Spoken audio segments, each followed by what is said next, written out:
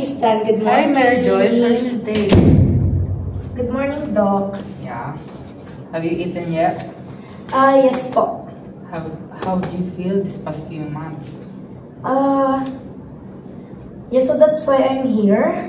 Something's bothering me right now. Okay. Lately po kasi parang mas nagiging complicated yung relasyon ko with my mom. So, paano siya nakaka-affect sa'yo?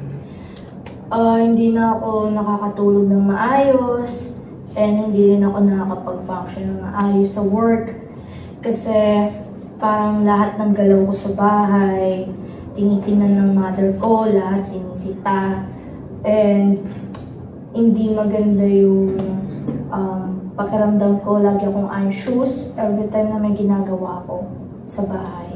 Hindi ako makakilos ng maayos and feeling ko trap ako sa bahay namin.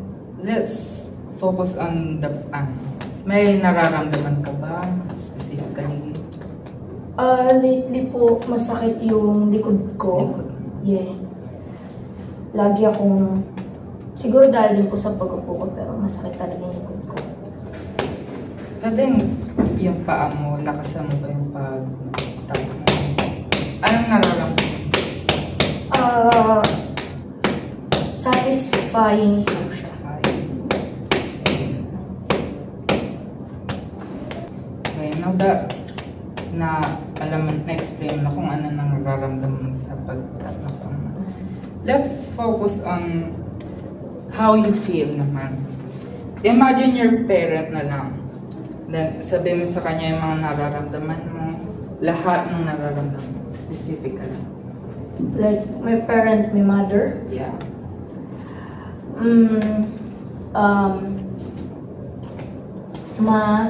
When back then, siguro iniisip mo na you are giving us, kami magkakapatid, ng magandang buhay. But then again, napabayaan mo kami. And so, I feel conflicted right now kasi ngayon na nakauwi ka na after so many years and working na halos kaming lahat na magkakapatid. You are back as if nothing happened. And aside from that, lagi mo kaming sinisita, especially me, na hindi ko alam kung bakit mo ginaganon, while yung iba kong kapatid, you don't care about them, kung ano man yung gawin nila, but ako, isang pagkakamali ko lang ay yung ginagawa mo sa akin. And I know naman na I'm aware na kaya ako wala noon is because para mapagtapos mo kami, para mapakain kami, but hindi ko talaga maintindihan kung bakit sa aming magkakapatid, ako yung pinag-iinitan mo. Ako naman yung laging kumikilos, ako yung trabaho, ako yung tumutulong sa'yo. So, di ko maintindihan bakit yun. Like, ganun ka. Like, so, gusto ko lang naman is baguhin mo yung ugali mo yun. Kasi, no, pinaprocess ko din na bakit ako galit hanggang ngayon sa'yo. And, yeah, bumabalik lang yung mga memories where you are not present before. And, tao lang din naman ako. Nakakaramdam pa rin ako kahit gano'n nakatagal yung nangyari. And, yeah, ang gusto ko lang naman is magkaroon ka ng fair treatment sa aming magkakapatid. At, nang matigil na din yung mga thoughts ko, anxiety. Now that you express your feelings sa mother mo, how do you feel?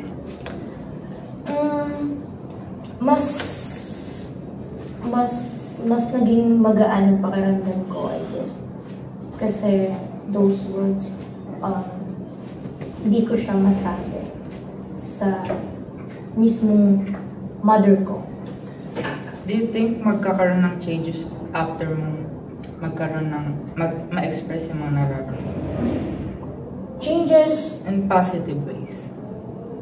siguro, like, I think na-bent ko yung gusto kong event and nalabas yung dapat na ilabas. So, I think hindi ako ganon ka-pro ng breakdown since nasabi ko yung mga nasa loob ko right now.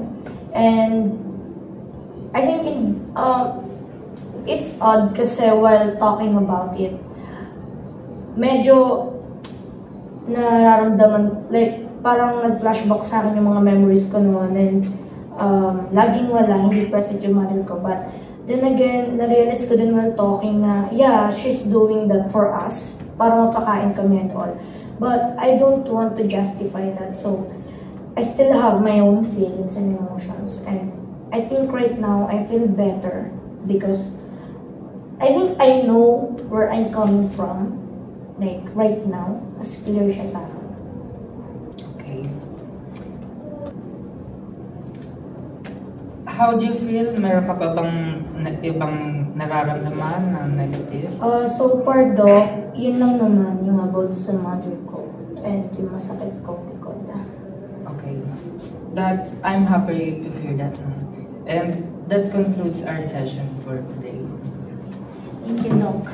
If you feel na meron ka pang problem na hindi mo ma-express, you can freely contact me naman every time na. I'm always available. Except Okay. for weekends. Bye. Thank you, Doc. Bye. Thank you. Thank you po. Bye.